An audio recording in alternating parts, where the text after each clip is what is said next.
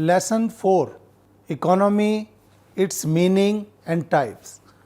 I am Dr. Kartar Singh, Associate Professor, Jamia Millia Islamia in New Delhi. Dear learners, in this lesson we are going to talk about meaning of an economy and its types. Types of economy on the basis of level of development, meaning of economic development, determinants of economic development and distinction between economic development and economic growth. The purpose of every economy is to satisfy human wants by using limited or scarce resources available and known to a society.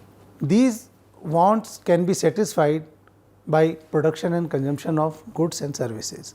For production, the factors of production are engaged in some economic activities. These economic activities bring income to the economic agents that can either be consumed or saved and invested.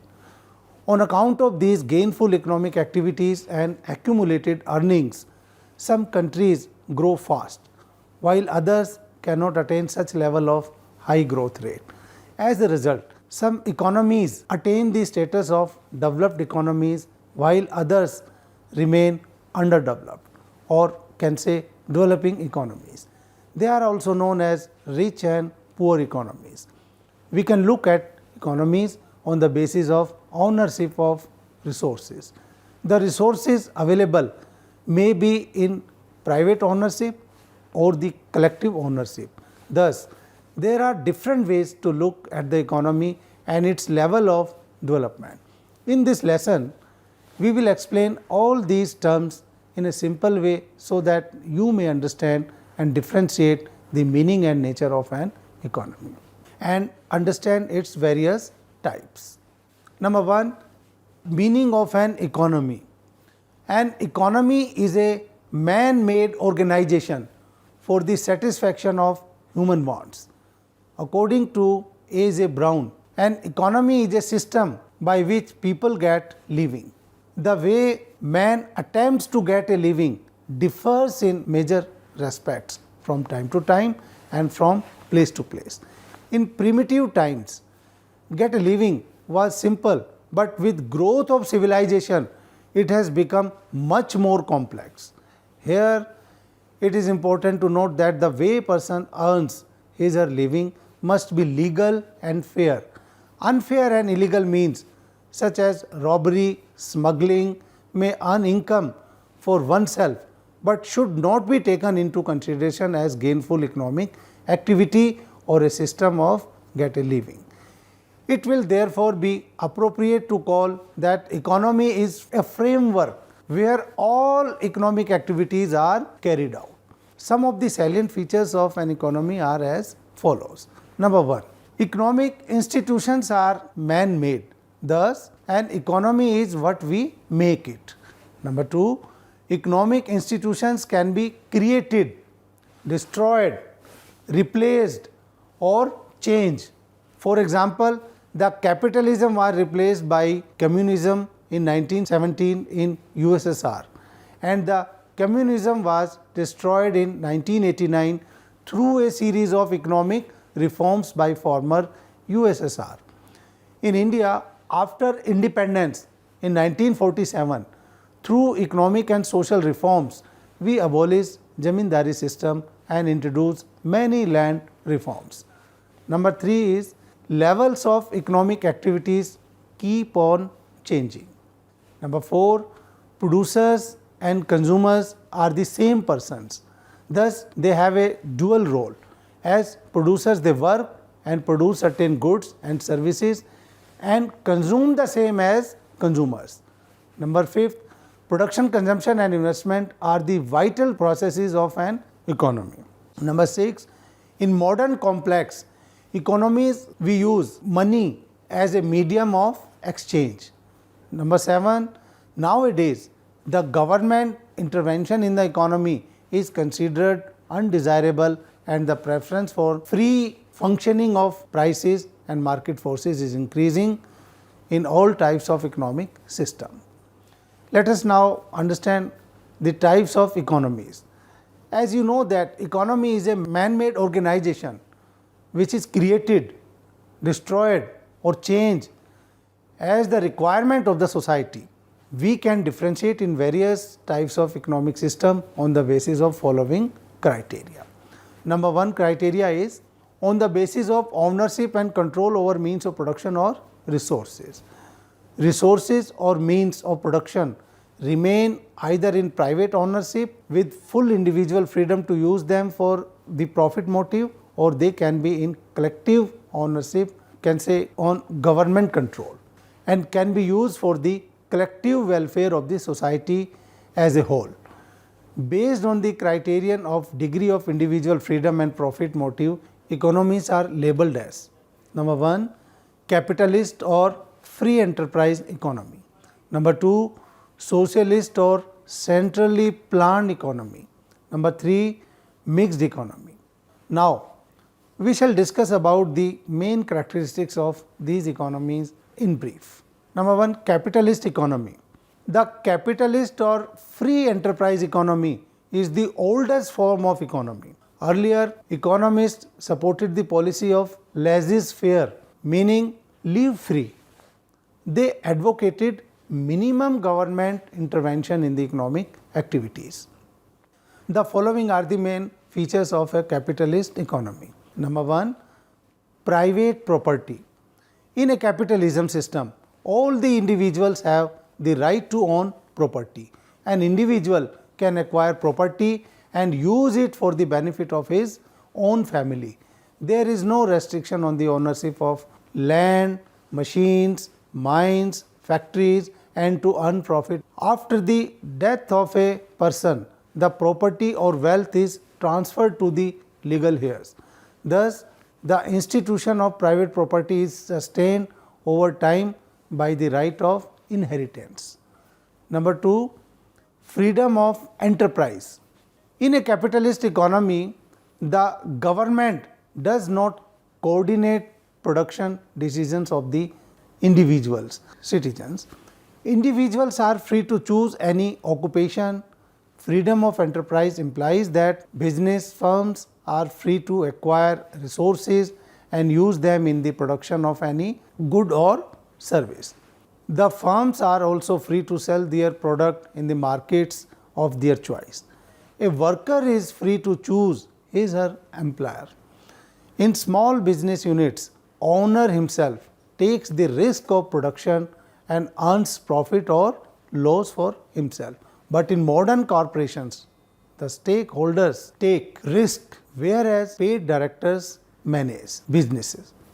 Thus, the individual supervision of one's own capital is now no longer required to earn profit. Government or any other agency does not impose restrictions, obstacles in the way of workers to enter or leave a particular industry. A worker chooses that occupation where his income is maximum. Number third characteristics of capitalist economy is consumers' sovereignty.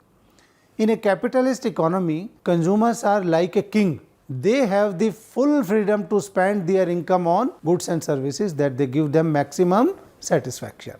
In capitalist system, production is guided by consumers' choice. This freedom of consumers is called consumers' sovereignty. Number fourth, profit motive. Self-interest is the guiding principle in capitalism. Entrepreneurs know that they will own the profit or loss after the payment of all other factors of production. Therefore, they are always motivated to maximize their residual profit by minimizing cost and maximizing revenue. This makes the capitalist economy an efficient and self-regulated economy. Number fifth is competition. There are no restrictions on the entry and exit of the firms in a capitalism system. The large number of producers are available to supply a particular good or service, and therefore no firm can earn more than normal profit. Competition is the fundamental feature of capitalist economy and essential to safeguard against consumers' exploitation Although due to large size and production distinction, monopolistic tendencies have grown these days, still the competition can be seen among a large number of firms. Number 6, importance of markets and prices. The important feature of capitalism like private property, freedom of choice, profit motive and competition make a room for free and efficient functioning of price mechanism. Capitalism is essentially a market economy where every commodity has a price. The forces of demand and supply in an industry determine this price. Firms which are available to adjust at a given price earn normal profit, and those who fail to do so often quit the industry. A producer will produce those goods which give him more profit. Number 6 is absence of government interference. In a free enterprise or capitalist economy, the price system plays an important role of coordinating agent. Government intervention and support is not required. The role of government is to help in free and efficient functioning of the markets. Then capitalism in today's world. Pure capitalism is not seen in the world. Nowadays, the economies of USA, UK, France, Netherlands, Spain, Portugal, Australia, etc. are known as of their respective government in economic development. Second type of economy is socialist economy. In the socialist or centrally planned economy, all the productive resources are owned and controlled by the government in the overall interest of the society. A central planning authority takes the decisions. The socialist economy has the following main features. Number 1 is collective ownership of means of production. In a socialist economy, means of production are owned by the government on behalf of the people. The institution of private property is abolished, and no individual is allowed to own any production unit and accumulate wealth and transfer it to their heirs. However, people may own some durable consumer goods for their personal use. Number 3rd characteristic is social welfare objective. The decisions are taken by the government at macro level with the objective of maximization of social welfare in mind rather than maximization of individual profit. The forces of demand and supply do not play an important role. Carefully, decisions are taken with the welfare objectives in mind. Third characteristic is central planning. Economic planning is an essential feature of a socialist economy. The central planning authority, keeping the national priorities and availability of resources in mind, allocates resources. Government takes all economic decisions regarding production, consumption and investing, keeping in mind the present and future needs. The planning authorities fix targets for various sectors and ensure their efficient utilization of resources. Number 4th one is reduction in inequalities. The institutions of private property and inheritance are at the root of inequalities of income and wealth in a capitalist economy. By abolishing these own institutions, a socialist economic system is able to reduce the inequalities of income. It is important to note that perfect equality in income and wealth is neither desirable nor practicable. Number 5th characteristic is no class conflict. In capitalist economy, the interests of the workers and management are different. Both of them want to maximize their own individual profit or earnings. This results in class conflict in capitalist economy. In socialist, there is no competition among classes. Every person is a worker, so there is no class conflict. All are co-workers. Then socialism in today's world. Countries such as Russia, China and many Eastern European countries are said to be socialist countries, but they are changing now and encouraging liberalization in their countries for their economic development. Third type of economy is mixed economy. A mixed economy combines the best features of capitalism and socialism. Thus, mixed economy has some elements of both free enterprise or capitalist economy as well as a government controlled socialist economy.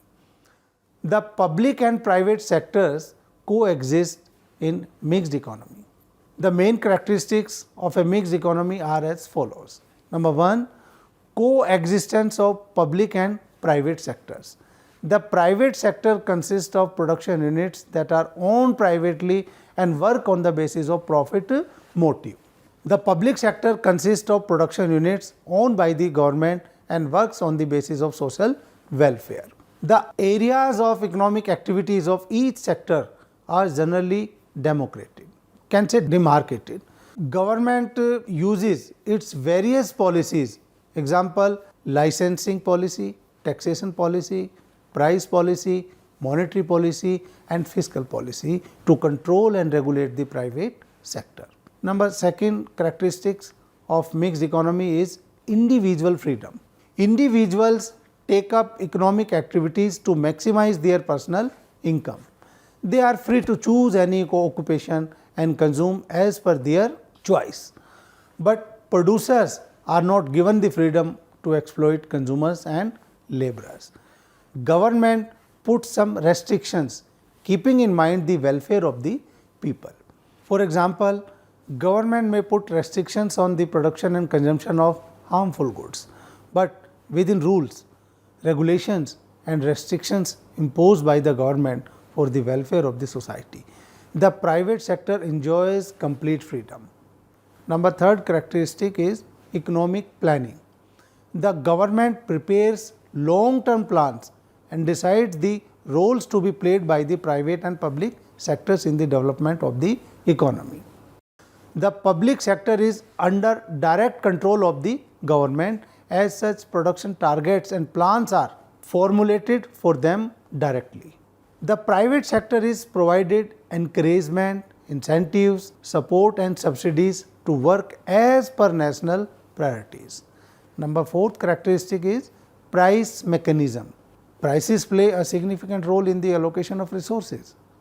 For some sectors, the policy of administered prices is adopted. Government also provides price subsidies to help the target group. The aim of the government is to maximize the welfare of the masses. For those who cannot afford to purchase the goods at market prices, government makes the goods available either free of cost or at below market or can say at subsidized prices.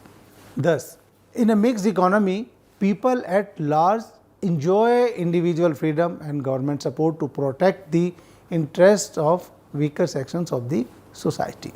Indian economy is considered a mixed economy as it has well-defined areas for functioning of public and private sectors and economic planning. Even countries such as USA, UK, etc., which were known as capitalistic countries, are also called mixed economies. Now, they because of active role of their government in economic development. The next point is types of economies on the basis of level of development. On the basis of level of development, economies can be classified into 2 categories. Number 1, developed economy. Number 2, developing economy. The countries are labeled developed or rich and developing or poor on the basis of real national and per capita income and standard of living of its population. Developed countries have higher national and per capita income, high rate of capital formation, that high savings and investment. They have highly educated human resources, better civic facilities, health and sanitation facilities, low birth rate, low death rate, low infant mortality, developed industrial and social infrastructure, and a strong financial and capital market. In short, developed countries have high standard of living. On the other hand, developing countries are low on the ladder of development. They are sometimes also called underdeveloped, backward or poor countries, but economists prefer to call them developing countries because it gives a sense of dynamism. The national and per capita income is low in these countries.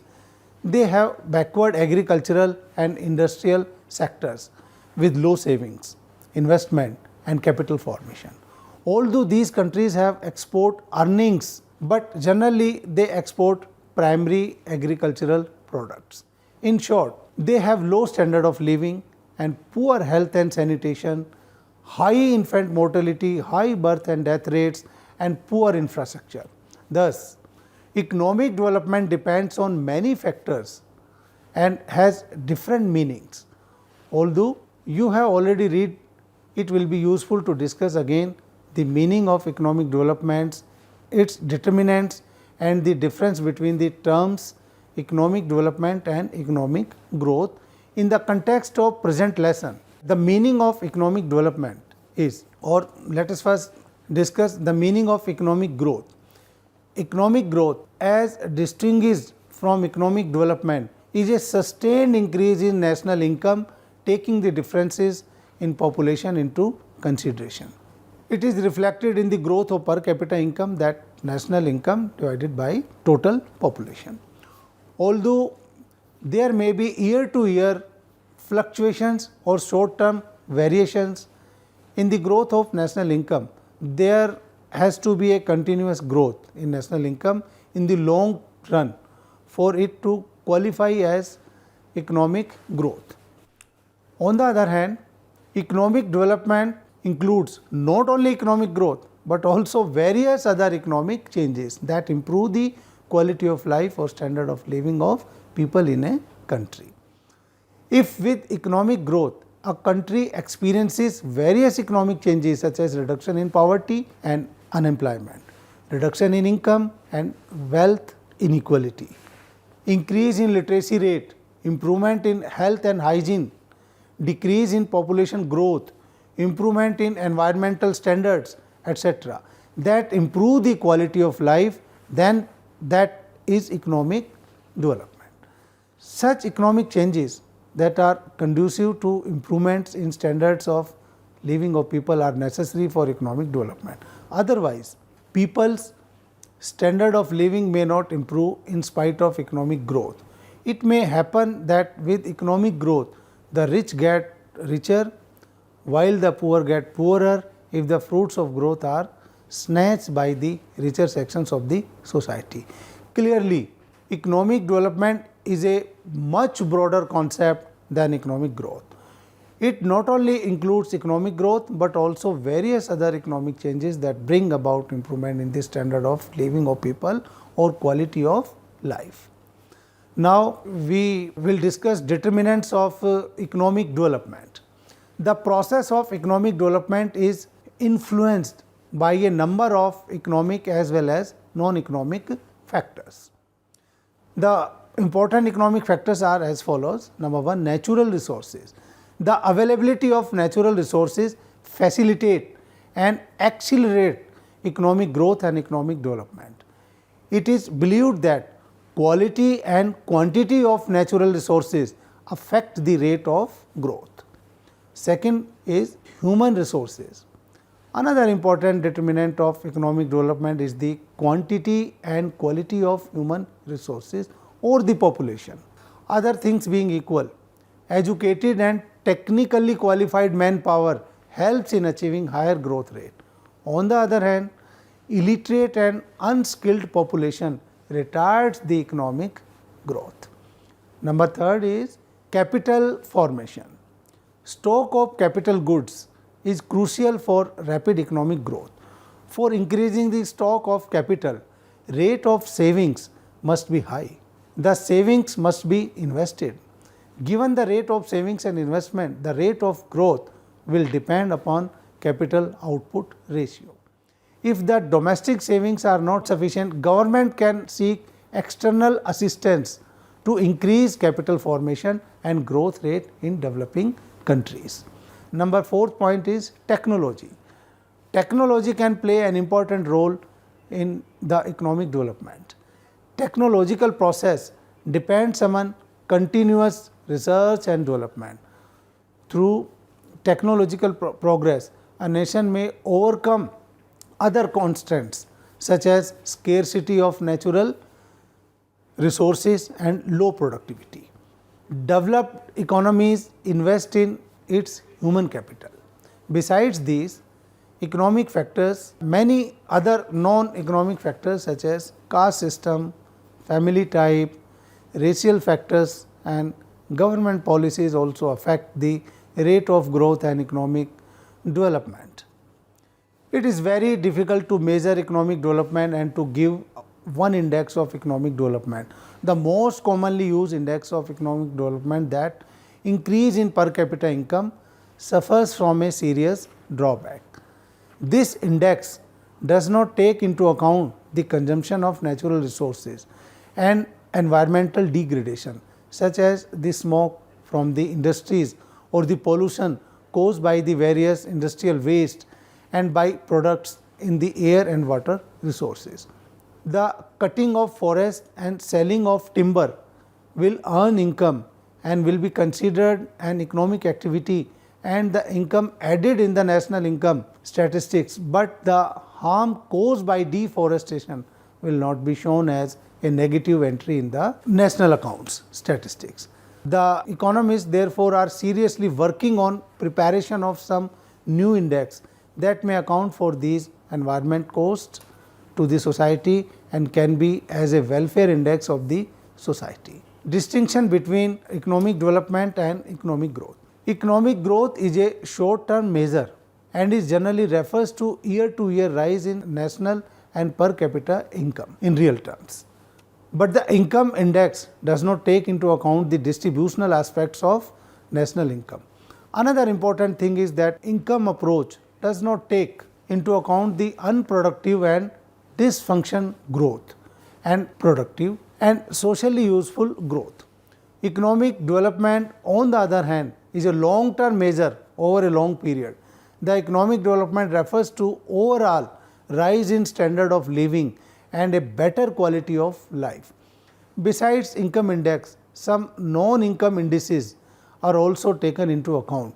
These are high life expectancy at birth, low infant mortality and high rate of literacy. An improvement in these non-income indices imply that the quality of life has also improved. Some important institutions like UNESCO and ILO, International Labour Organization, include the basic needs approach such as availability of food, clothing and shelter, availability of drinking water, sanitation and public transport facilities, good health and education as an index of economic development. The objective of development therefore is meeting the needs of the vast masses of population. The United Nations development programs emphasize on human development index that is based on per capita income, educational attainment and life expectancy. Thus, it is a composite index of economic and social indicators. The economic development therefore is a much wider term to capture overall improvement in the quality of life of people. Dear students, now you got a good idea about the meaning of an economy, types of economies on the basis of level of development, meaning of economic development, determinants of economic development and distinction between economic development and economic growth. Thank you.